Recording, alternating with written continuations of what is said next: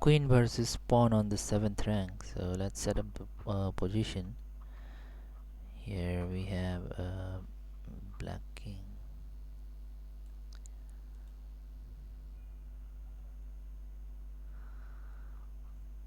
Okay, black king is,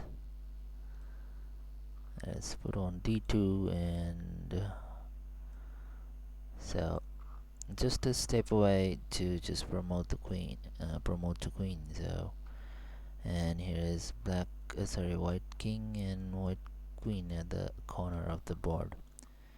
So let's study this position where queen versus pawn on the 7th rank. So this endgame is just won by maneuvering with the queen, so that black's king is forced to step in front of its pawn, and since the pawn can't move for a moment, the white king can take a safe step closer to the pawn's position. So this will be like repeated until white's king joins with its queen to pick off the pawn. So uh, now we can just see queen b4 coming to give a check for black king, and so this place e1 is now blocked by the king, so king can move to d1 just to protect the pawn here. Like you can go here, so but never the no problem wherever the king can go. There will be a series of checks, so let's just check it now. King d4 again, now coming check, and king can go to c2 or c1, c2. So two only three places king can go. So let's check this position. So again, king e3, just trying to capture this pawn at e2 now, and king just comes back to his position. Now another check, and king has to just come in front of the pawn, because if it goes to c1, then the pawn will be captured by the queen. So in order to protect the pawn, king has to go. So after, when the king is just in front of the pawn, king can just slowly march towards the pawn. So after this, after king f1, or it can go to this one. So let's check first the f2, because f1 leads to the similar position like f1, then check, and again king here. So okay, check,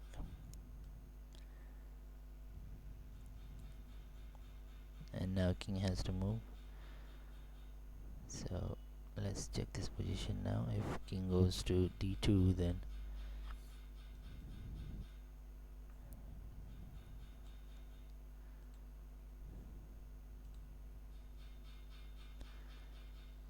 king d2, then king f1 b, king sorry king d2. So here we will check, and king can go to c1, and again like giving check coming from here, check is here, and this one, like keep giving check until the king comes very close to the pawn. So again here, now the king can come. Okay, we check this position now like f2. So another series of check will be given now like this one. Okay, just trying to capture this pawn, and again this one. So check. We will come here and king has to go. So another check. Now king has to come over here. Then we start coming very close to it. So king has to go and check. And so now this position. So the king and queen just uh, mm, double powers the e2 position. So it will be captured in the next move. King can go here in the next process, this, and here, and it's a checkmate. So queen and king, sorry, queen versus 7th rank pawn is like a win to white. If, and there's a simple rule here, like if the pawn is on the b file and g file, sorry, if the pawn is on the b file or the g file, or the king or the queen file like d file or e file, uh, let's give it the position on the 7th rank. So yeah, if the pawn is just positioned itself in the b file, d file, e file and g file, it'll all lose to a queen. So if the white has queen and black has just a pawn, placing in any of these positions with the black king, so all these positions white will win. Like uh, here black pawn is, sorry, black pawn is, yeah, it can be anywhere here. So black pawn is in the g file,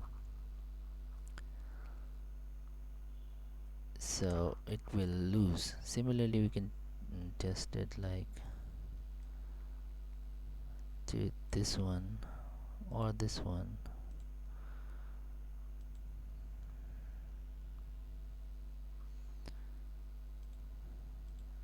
Okay, this one, or it can be like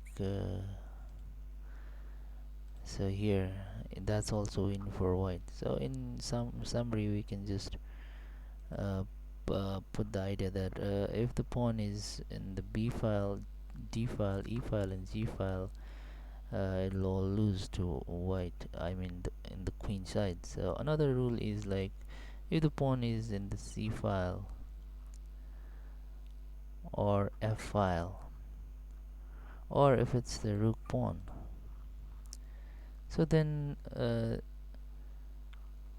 the draw can just, it can be draw against the queen if the stronger side's king is like far away. So we'll take only a pawn here, like okay, this one. So if the king is far from the uh, action and the pawn is situated on the c file or f file, or it's a rook file, then it can be draw, sorry, it will be draw for the, no matter if the white side has the queen. So we have to remember this position as well. So uh, black's like drawing idea will be like so we'll just simply take an example of a rook pawn here, so it will be clear then in the next, for our next example. So king will be like, okay, let's put the king very close to the position, so that we can understand it clearly. So black's drawing idea in this endgame can be instantly grasped after uh, king g3 check. So